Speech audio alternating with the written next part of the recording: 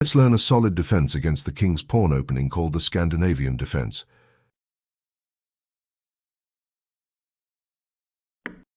Play your pawn to the square d5. This pawn move challenges my pawn in the center immediately, forcing me to make a decision. Capturing the pawn is my best option. Now take back with your queen. Your queen will not be able to stay in the center for long, but for a moment she reigns supreme, unopposed by any other pieces.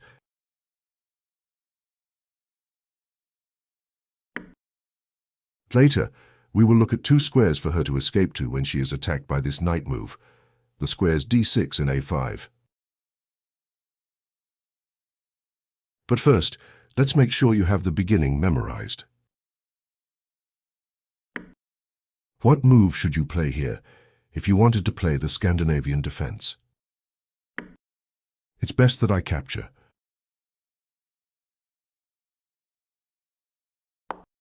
Do you remember the next move to play? Very good. Your memory is quite strong, Marco. Moving on. It might be tempting to move your queen to the square e6 and check my king, but this isn't such a great plan for you. Let's see why. This check invites me to develop a piece and block.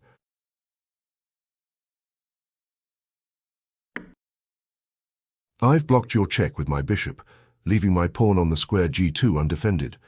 Move your queen to the square g6 to attack it. While you chase after my weaknesses, I'm going to continue developing. Go ahead and take my pawn on the square g2. Your queen attacks my rook, but I can slide it over to evict your queen from my position. Escape with your queen by moving to the square h3. I will give chase with a rook lift. Let's see how play might continue if you were to carelessly retreat to the square h6. While I have been developing, you have only moved your queen. My bishop attacks your queen again. Flee to the square f6. I can develop my last minor piece while attacking your queen. My development is nearly complete before yours has even begun. This would be an opening disaster for you. Next, let's see how you should play instead. In this example, we will see the queen swing along the 5th rank to generate a quick attack. Safely escort your queen to the square a5. This square is a safe spot for your queen. Develop your knight to the square f6. I will also develop my kingside knight, allowing you to pin it with your bishop. You should move your bishop to pin my knight to my queen before I play my pawn forward to prevent this idea. Notice my next move. It will set up a subtle threat. My bishop targets your queen, but she is safe for now. Move your king's pawn forward to the square e6. My bishop prevents me from castling, so I will move it next. Swing your queen along the 5th rank to the square h5, where she will anticipate my next move. Your queen applies pressure to my knight and castled king at once. Let's see what happens if I ignore your threats and play a few more developing moves. Capturing my knight would be good, but development is better. Bring your bishop to the square d6. Sensing the pressure on my pinned knight, I will retreat my bishop back to break the pin, but your real threat is on the square h2. You have a winning combination here. Can you spot it? Capturing my knight. It's a good thing I retreated my bishop so that I can recapture without damaging my pawns. Take a moment to find the move that wins. Bravo!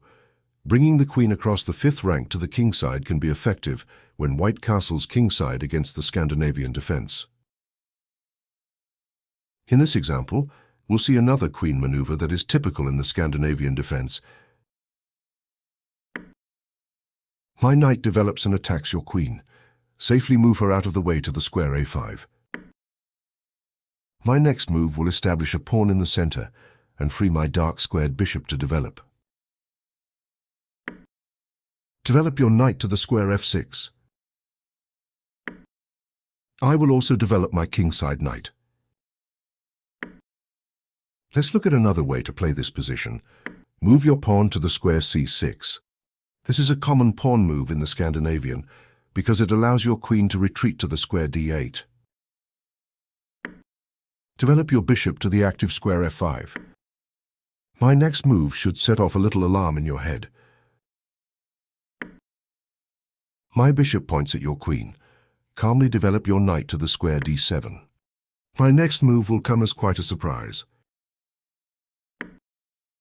My knight is hanging but cannot be captured because my bishop is attacking your queen. Where should you retreat your queen to?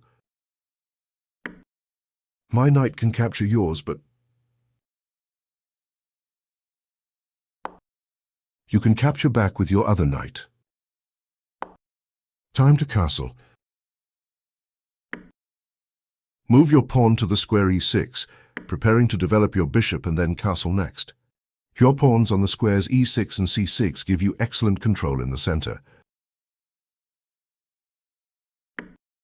Develop your bishop to the square e7, getting ready to castle on the next move. Sorry, that wasn't the right move. Let's go back and look again. Develop your bishop to the square e7, getting ready to castle on the next move. I will centralize a rook to a half-open file. Complete your development and castle. In this example, you played your pawn to the square c6 so your queen could retreat to her home square. This is a key idea to remember. Let's look at an interesting trap that is good to know. Move your queen to the square a5. As you already know, this is a safe square for the queen. Play your pawn forward to the square c6, making an escape route for your queen just in case. Now if you ever need to, your queen can run away to the squares c7 or d8. Develop your knight to the square f6. When I develop my knight to the square f3, you can pin it with your bishop. This is a good strategy for you. Let's see what happens if I try to play a tricky sacrifice. I am giving you my bishop to lure your king out, but there is nothing to fear. Take my bishop with your king. See what's coming next. My knight will attack your king and bishop at once. If you move your king, I will take your bishop, but you have a stunning refutation. Take my knight with your queen and check my king. Of course, I can capture your queen. But now you can take mine. If I take your bishop, you could save your knight. And if I take your knight, you can capture my pawn on the square c2 with your bishop. Pinning my knight with your bishop is usually good in this opening, and in this example, it helped you gain material. Next, we can look at a solid variation. Let's test your memory from the beginning. Do you remember what move you should play first in the Scandinavian defense? By now, you probably anticipate my next move. How should you reply? For a moment, your queen reigns over the entire chessboard unopposed. But nothing lasts forever. This time, retreat her back to the square d6. I will advance my queen's pawn to the center, freeing my dark squared bishop to develop. Develop your knight to the square f6. I will also develop my kingside knight. Before continuing development, play your pawn to the square c6. This is an important idea. Your pawn move prevents my knight from jumping to b5 and bothering your queen. It also helps to control the central square d5. Develop your bishop to the square f5. It's important to bring this bishop out into the game so that it doesn't get trapped behind your own pawns. Develop your other knight to the central square d7. I will castle first, but you have no weaknesses in your position. Play your pawn forward to the square e6 and support your bishop. I could castle in either direction, but this time I will go queenside. Move your bishop to the square e7 and complete your development. I will step my king to the side and wait for you to castle before starting an attack. Castle your king and complete your development. Your pieces are beautifully placed to play in the center and attack my king. I consider this setup the ideal plan for you in the Scandinavian defense. Let's see how much you remember. What's the first move of the Scandinavian defense?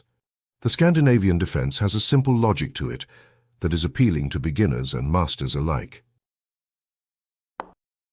Capturing the pawn is my best option. What's your best move now? What a provocative sequence of moves. I got to go first, and yet it is you who has a piece developed first. Let's see if you recall the best escape squares for your queen. She is in danger from my knight. Where will you move her to? Excellent work. Your queen will be safe there while she still exerts pressure on the center of the board. Sometimes your opponent will try to avoid your Scandinavian defense. First, play your pawn to the square d5. Here is a less common move that I might try.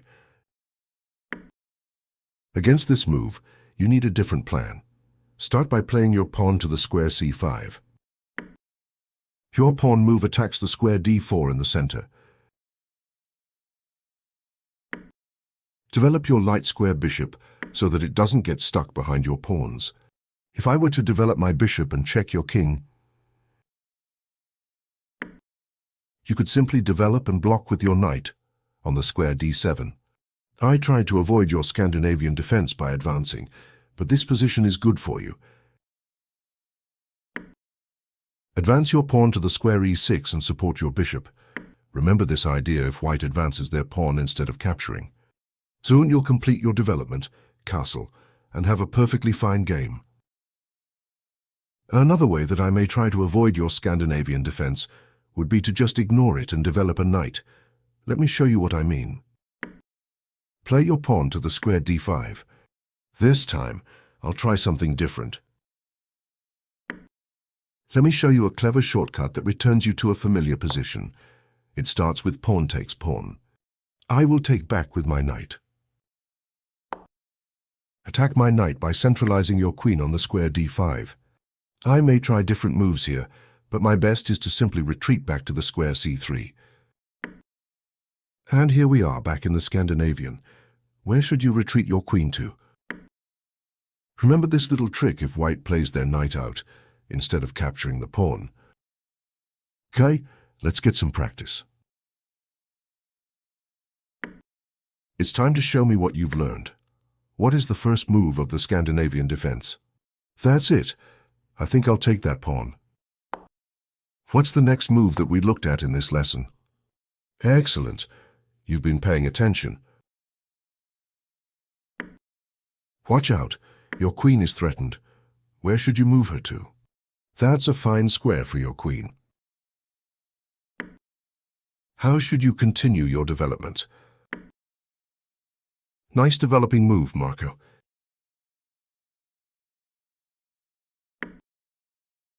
How should you continue now? That's a possible move here, but moving your c-pawn forward to give your queen an escape route is best. How should you continue now? You know this defense well. I've developed a bishop. Your turn. Pinning my knight, I will ignore that for now. Your move. There are many possibilities here, but let's continue with pawn to the square e6 instead. Your move. Nice move. How might you continue this game? Sorry, that wasn't the right move. Let's go back and look again. How might you continue this game? Kudos playing this defense so well. Very impressive.